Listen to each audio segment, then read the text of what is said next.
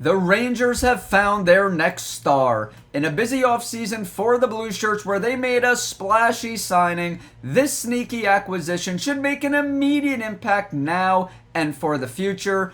I break down who that player is in just a moment on another sizzling edition of Rangers Digest. Welcome back to Rangers Digest. We are built for Blue Shirt fandom, and I am your host, Bret Botfeld. It is great to be back with you guys on this beautiful, fun Friday, the 18th of July. And before we get into today's video, a quick reminder that about 77% of you who currently watch these videos are still unsubscribed. So what are you guys doing? Please hit that free subscribe button down below so you can stay up to date with everything New York Rangers. Not only that, guys, so you could be part of something special here at Rangers Digest. Let's get right into the video. It's been slow in Rangers land lately, but I'm going to talk about a player who I am extremely intrigued by, and his name is Scott Morrow. When the New York Rangers traded K'Andre Miller to the Carolina Hurricanes on July 1st, the return included a 2026 conditional first-round draft pick, a 2026 second-round pick, and 22-year-old defenseman Scott Morrow. He was a second-round pick in the 2021 NHL draft. Though the Rangers were thrilled to add a pair of premium picks in what's expected to be a loaded draft next year, do not sleep on Scott Morrow. Indeed, don't sleep on Scott Morrow. What's really cool about that acquisition is obviously a lot of Rangers fans, including myself, wanted to move K'Andre Miller, had no interest in giving him the type of mega deal that he got from the Hurricanes, and obviously you expected a pick or two back in return, but you know, we got some premium draft capital. Not only that, we added Scott Morrow, and to boot, the free agent, the splashy signing that we brought in Vladislav Gavrikov, is going to be making less money than Miller, which is absolutely mind-boggling. Not only that, but Ivan Provorov, defenseman in Columbus, is making more money than Gavrikov as well. So a really good deal there, a really nice return for Miller, and I am extremely intrigued by Scott Morrow. Moving along here, this is an analysis from Elite Prospects NHL Draft Guide before Morrow was selected by the Hurricanes, and it says, with constant hip pocket deception, changes of pace, and eyes that never reveal the intended play, he embarrasses defenders. After breaking down a defender, he continues the manipulation to drag over another defender before rolling his wrists, turning the fake shot into a pass to an open teammate. Guys, this is extremely important because Scott Morrow is an offensive-minded defenseman. We saw it especially in his first 2 years at the University of Massachusetts. It was nice to see his junior year. He really took a turn and started to improve on the defensive end before turning pro. And the reason I say this analysis here is important is because Scott Morrow is comfortable grabbing the puck at the blue line and controlling the tempo, controlling the pace of a hockey game, which is important because he could be a big contributor on the power play. Obviously, Adam Fox is our power play quarterback on that first line, but make no mistake about it. Not only does Scott Morrow have top 4 potential as a defenseman in the NHL, he also has potential to have some quarterback play on special teams. Like I said, he controls the puck very well. He's an offensive-minded defenseman, but not only that, he's made strides on the defensive end as well. Moving right along here, here's Scott Morrow's statistics. As you can see here, this is while he was at the University of Massachusetts from 2022 to 2024. In 109 games, he had a total of 94 points, near a 1 point per game player. Not only that, his first 2 seasons, actually all 3 seasons, he put up 30 plus points while in college.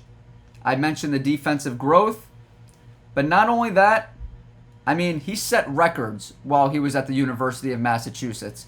And then when he turned pro and went to the AHL, in 52 games, he had 39 points.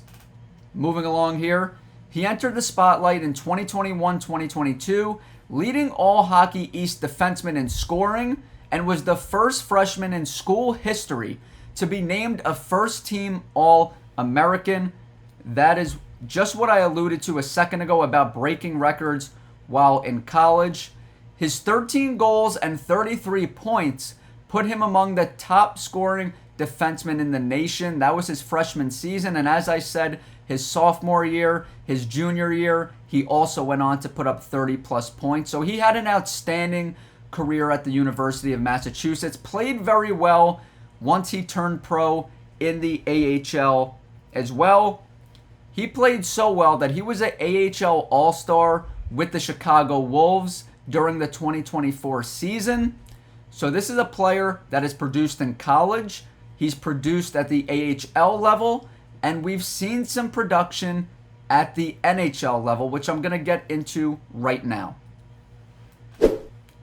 Here's Scott Morrow's stats in the NHL. Doesn't have a huge, resume when it comes to the National Hockey League. He debuted during the 2023-2024 season, but he only played in 2 games. But last year, he appeared in some more games, 14 total games, tallied 6 total points in about 16 minutes of ice time. He was a +4 on the ice. He stands 6'2". He's only 22 years of age, guys. And like I said, at this pace, 6 points in 14 games, he was on pace to accumulate over 35 points, which would have been second on the New York Rangers when it comes to defensemen. The only defenseman he would have been trailing was Adam Fox. So like I said, the offensive potential is certainly there when it comes to Scott Morrow. It's nice to see that he's been improving defensively. But like I said, not all is good when it comes to Morrow. Obviously, he still has to make strides defensively, which is why we are probably going to see him on that third pair when it comes to defense. And let's take a look here at the Rangers Puckpedia chart. As you can see, as I just alluded to, Scott Morrow will be paired on that third line. And as you can see, Puckpedia has him paired up with Braden Schneider. I'm going to throw out a name that might be interesting to play around with before the season starts in terms of a Morrow pair, and that would be Will Borgen. Now, I understand you already moved Braden Schneider to the left side, and he has some experience there last season, but Will Borgen is a name to keep an eye on because he's more of a stay-at-home defenseman than Braden Schneider. Schneider is a good defender. He's also got some good offensive upside, but he is making that transition. Will Borgen, known as a stay-at-home defender, known for his physicality, standing 6'2", over 200 pounds. Not only that, but, over the last few years, he's been very good when it comes to hits and blocked shots. So Borgen is a name to keep an eye on for sure. But getting back to Scott Morrow here, you take a look at the statistics. He blocked 16 shots last season in 14 games, so didn't have many hits, sort of like Gavrikov. Gavrikov doesn't really hit people, but he blocks a ton of shots. And Scott Morrow, at his raw age, was an over 1, block shot per game player. I know it's a small sample size, but I've said it here on the channel as well. Darius has said it, that when the Rangers are successful, they go through their special teams. They go through Igor Shesterkin, not too far removed from a Vezina trophy. And it's going to be really key to block shots this season because Igor Shesterkin saw way too many shots last year. And, bringing in Gavrikov is certainly going to help.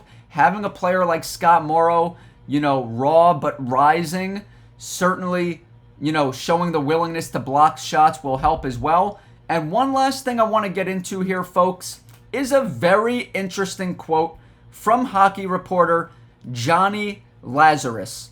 This is really interesting. He said, "I was on the record saying he's like the Jack Eichel of the blue line. That kid moves," Lazarus said on the Buds Mafia podcast.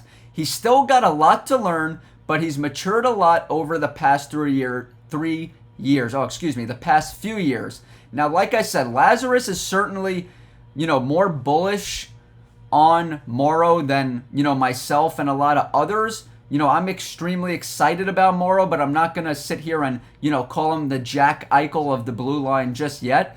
But that just goes to show you the type of growth that people like Lazarus and other scouts have seen over the years. Always been a good offensive player, but certainly starting to show strides defensively.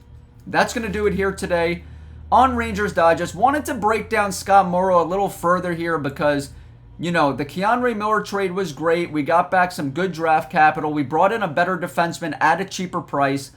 But I just wanted to really break down, the top 4 potential that he has, the power play potential that he has. And I'm curious to hear your guys' thoughts. What do you guys think about Scott Morrow? Are you excited about him? Do you picture him starting the season as a New York Ranger, or do you see him starting in the AHL? Don't forget to give us a follow on X as well, at Rangers Digest YT, because the conversation always continues over there. And if you still haven't hit that subscribe button, hit that free subscribe button so you can stay up to date with everything New York Rangers. Enjoy your weekend, guys. We'll talk soon. We'll see you Saturday. Take care.